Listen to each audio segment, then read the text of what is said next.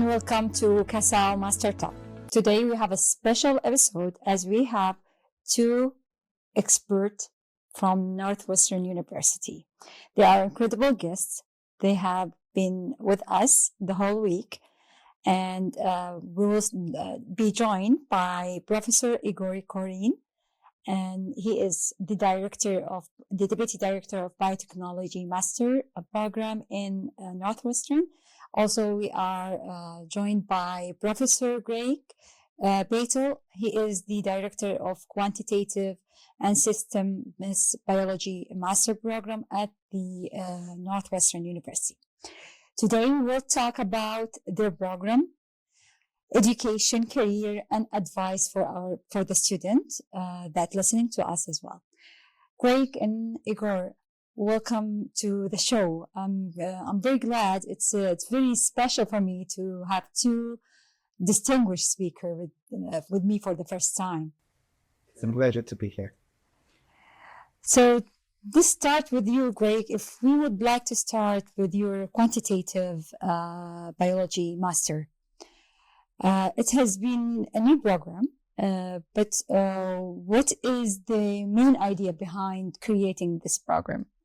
So the main driver for the program, which is now about 6 years old, was our department thinking very carefully about what directions we wanted to go in the future. And so this would be about 2018.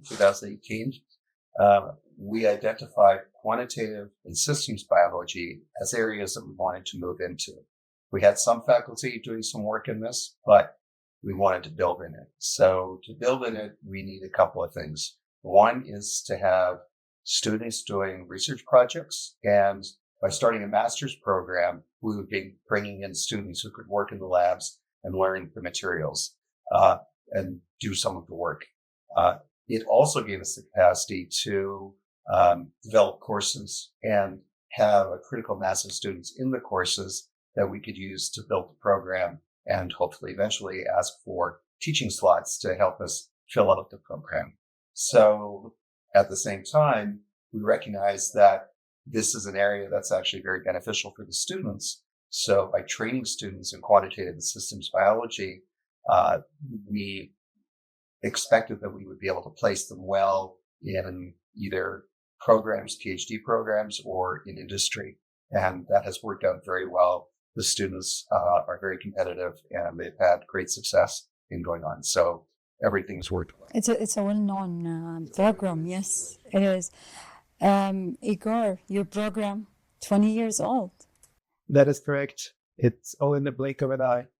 When I think back, I remember how we started it. As many things in life, it was many things happening at the same time. We used to have another program at Northwestern University by the same name. It started in 1993 or 1992 on a grant from the Illinois State. So that program ceased to exist in 2002.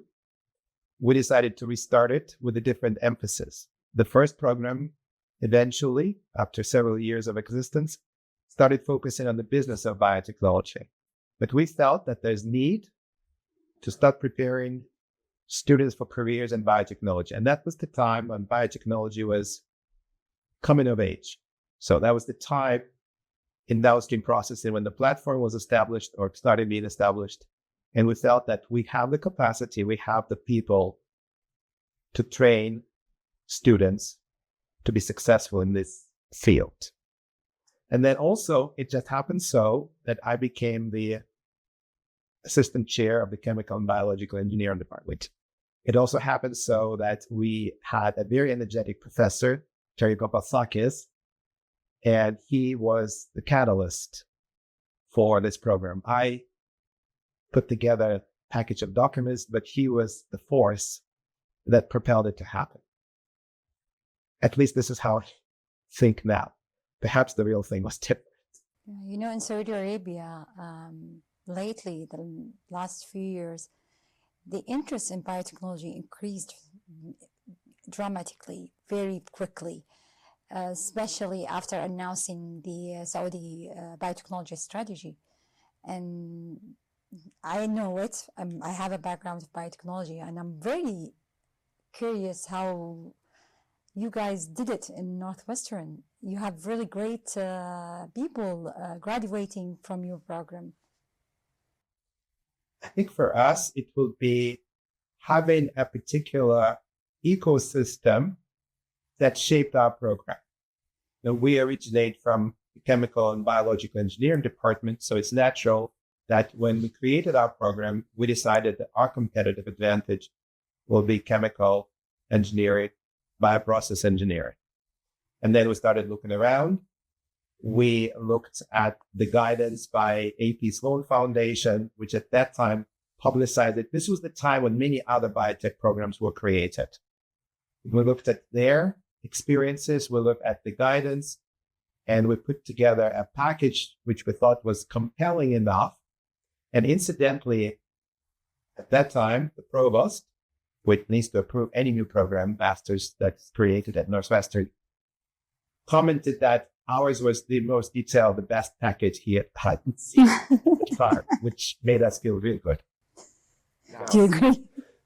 No, I'm laughing because the position your university is in right now is exactly where we were 2017. We had an interest in starting the program to build an area that we wanted to move into. And I was tasked with starting the program in my department. And I didn't just invent it on my own. I went over to Yegor and looked at how their program was structured and learned a lot. I didn't copy it. I made many adjustments to fit the program we wanted and the output we wanted, the inputs we had. But we started with a lot of the materials that I got from Yegor. And when I presented my package to the graduate school and those deans, they commented that ours was the best package. How does it feel? I feel satisfied. Yeah, I would understand this. Yeah. Both program, they are well prepared the student in a unique way. But if you had to describe more special next step to take those program to another level, what would you do? So what would I do to take it, to next level? So to boost my program to the next level, I would like to have the ability to design 2 new courses in statistics for quantitative biology and program or a course on image analysis, not simple image analysis, but the kind of image analysis where you train AI models to segment cells and identify cell flows and that sort of thing. Though we face constraints, much like any university, any set of faculty, is who do you get to teach it and how do you get the time to do it? And we're still working through that. But for our program, which has its own set of constraints, those are what I would see as the key steps for us. So how are you going to keep up with the fast-paced science? Before I answer this question, I think I would like to mention the structure of our program, because that influences what you consider to be keeping up pace with.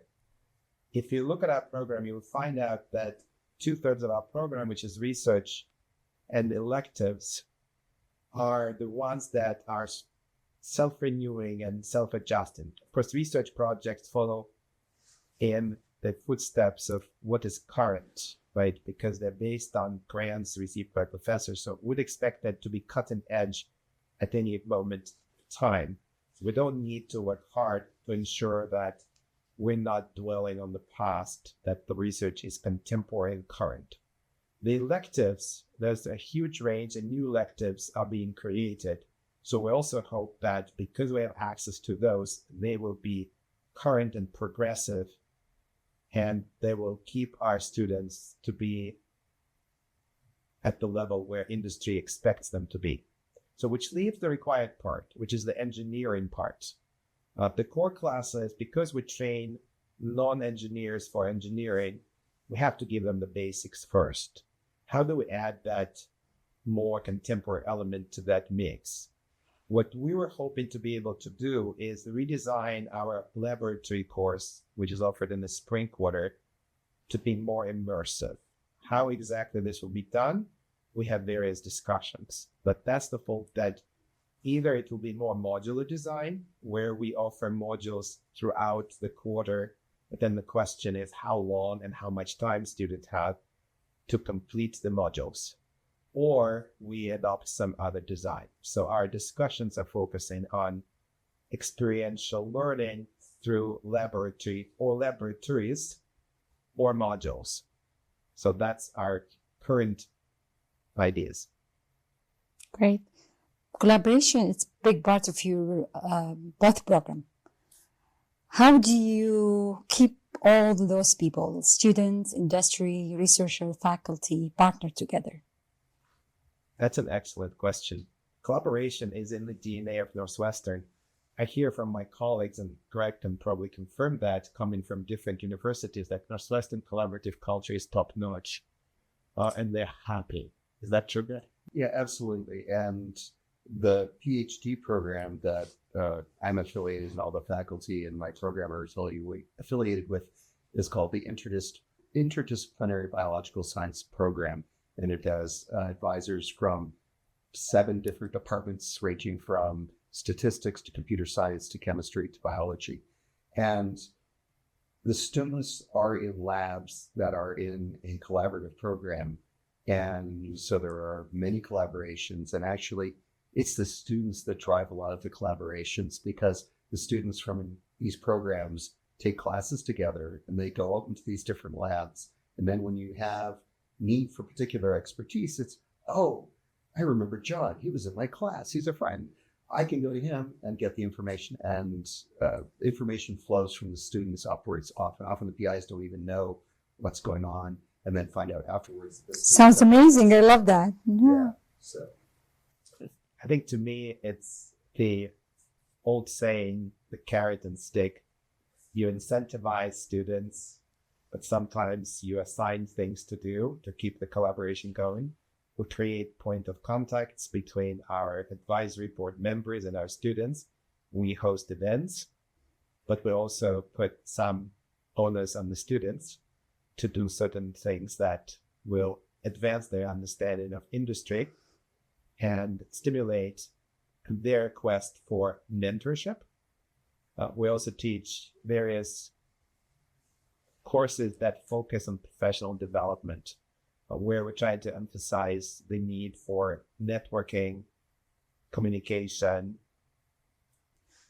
and other skills that are really important for them to not just getting a job, but keeping the job, succeeding in it, and getting promoted, advancing in their careers. Did you notice any difference between those two groups of students, the student who loves and builds teamwork, and the other? I'm sure there is other type of student, they like to work in a less time with other people, or alone, or with the smaller group. Have you noticed any differences with their outcomes? I would say students who are collaborative tend to be more successful, because they will work on a problem by themselves and they can be successful, but they know when to reach out, when do they ask questions. Will get you somewhere, and working as parts of teams advances them. And so my experience is that in the long term, students who bring people together and work with other people are ultimately the most successful.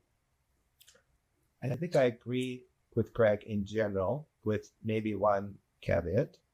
I read somewhere, and I believe it's probably true, that for the people to be successful in problem solving, it would be very nice if the problem matches their abilities. If somebody is an introvert and they having a hard time collaborating, perhaps, of course, they can fix that, but that's hard.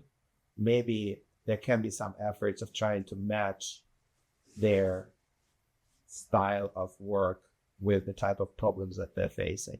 So I think maybe a bit more nuanced approach. I think extroverts get it easy. I'm an Yeah. introvert, and I know that it's difficult for me to walk into a room and start conversing with people, network, trying to get to know people. I prefer to stand in the corner and wait until people approach me, making story face sometimes, because I feel like I cannot do that.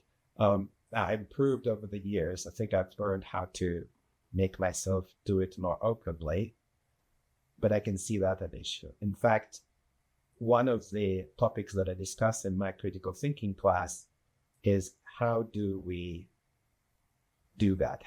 What is the ability to walk into the room and start talking to people? How to break that ice? So there's some interesting discussions that follow.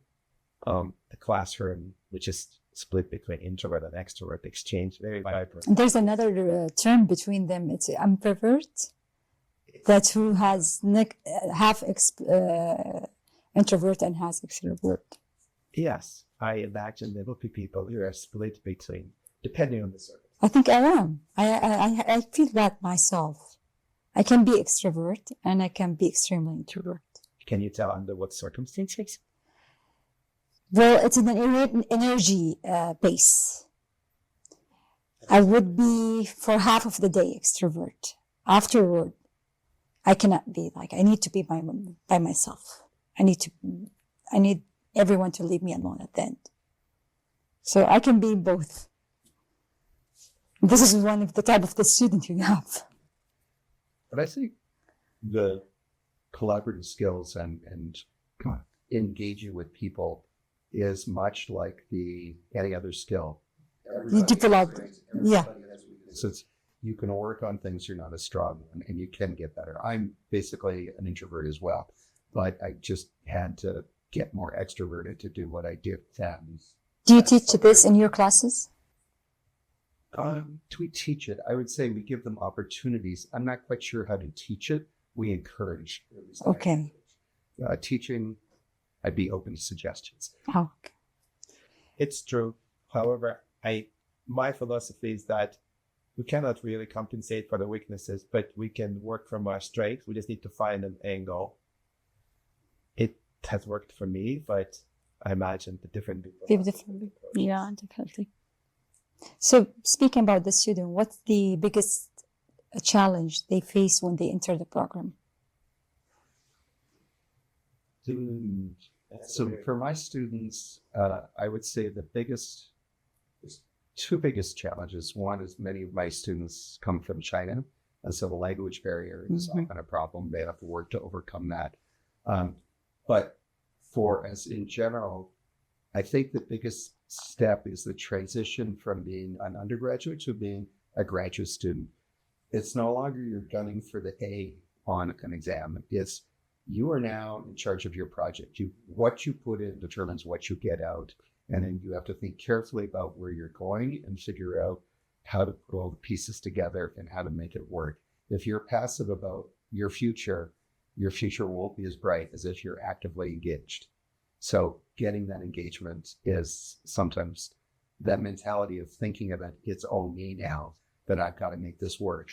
That's hard. I agree with Greg on mentality. I recall my experience when I was an undergraduate student and during my senior project, I had a mentor who told me one day that I'm trying too hard to convince him that I'm smart. And he said, instead of doing that, maybe we need to work together to find something new. So work with me. Don't try to prove me that you're smart. I believe that. So I think some of our students have to transition to this mentality where we're not separate from them and we don't know it all. We make mistakes as many other people. So I think our objective would be to work together and then do something interesting. That's great to overcome those challenges. So quantitative and biotechnology, these are very important area. How do you see them in science in 10 years?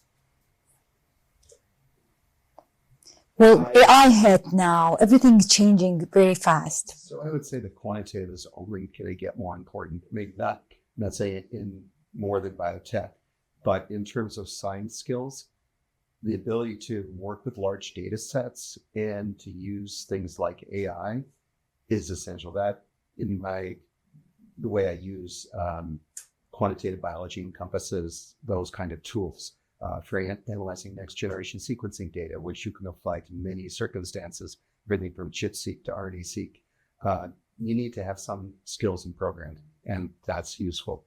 And being able to use AI effectively is also a quantitative skill. And so I think this is only going to get more important. More important or more to be used? Well, it will be more important because you'll need to use it and you'll be able to do more with it. Do you agree with this? I think so. I'm also thinking that the pace will accelerate. I believe in exponential growth. I don't know where we are in the early stage, probably not in the middle stage of this exponential curve. We will gain more powerful tools to do what we want to do, which also worries me a little because as we grow in this power to do things, then it puts a lot of more responsibility on us. So I want, ethics and moral obligations to be able to catch up with advancement in science and technology. Otherwise, we can have some really major problems which may affect the whole humanity. If I can add one thing to the quantitative comment. So I think the tools that are coming out and the ability to be quantitative will generate tremendous amounts of knowledge and understanding of systems. And that will be translated into biotechnology products and processes because the understanding precedes the practical implementation of it. So one is going to feed the other. Yes, I do believe they intersect a lot. Privacy is a concern for me. I believe that as we collect more data, there will be nefarious individuals who will try to steal our information. Yeah. And if we advance our tools to a significant extent, I don't know what can be done. I read some spooky stories where you can tailor a virus to a particular DNA. That was a long movie. What was it? Yeah. I must have read it. Also, it's not very end of the movie. But that's... So this is one of the concerns, right? Yeah. That could be a whole podcast to itself. Yeah. I actually literally had this conversation with our university a few weeks ago. I'm on the biosafety committee, which doesn't deal with ethics, but as part of the LAG certifications, they were doing human work and they were collecting cells from people. And they were saying, we are de-identifying the cells. And once you have cells, you have DNA, you have tags, and forever mark that individual. The IRB is not sufficient here. And so I refused to approve the protocol and took it up to the dean. And we'll see where it goes. But I'm concerned about privacy, but it's going to be hard. It is. It's a balance between advancement of biotechnology or science in general and privacy of ethical. But where to find it, it's hard. Yeah, people are working on policy and stuff like this, but I don't think we're still in a good position. Yes, but they also I think that people need to have some trust in the organizations before they're willing to share their data. The data, yeah. And that trust is sadly lacking at the moment, I believe. At least it's one of the most challenging issue, I believe. All right, one last question. If I would like to have one message from you each to our student or the new researcher who's listening to this podcast. Do you want to start? Don't read mechanically. Think through and connect concepts, use tools. To me, the ability to critically think depends on diagramming concepts and other techniques which are rooting in diagramming. Our capacity to connect things in our mind is limited. So I would advise to supplement your ability to think with hands-on tools of critical thinking. How about you, Greg? So I think my advice would be go for the opportunities and pursue them. Don't just do the minimum. Look for where you can find a new thing to do and add value and have fun with it. It all has to work together. You can't go for an opportunity that you're not interested in. So follow your passions, but it's great if you can work out your passions and the opportunities at the same time. So I feel like I'm a bad cop, good cop, so I'm boring. You're doing great. No, that was very, very great conversation. I enjoyed it. I'm sure the listener also enjoying.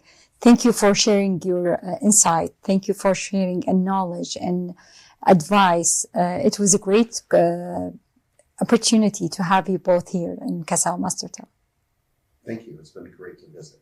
It was my pleasure. Thank you very much.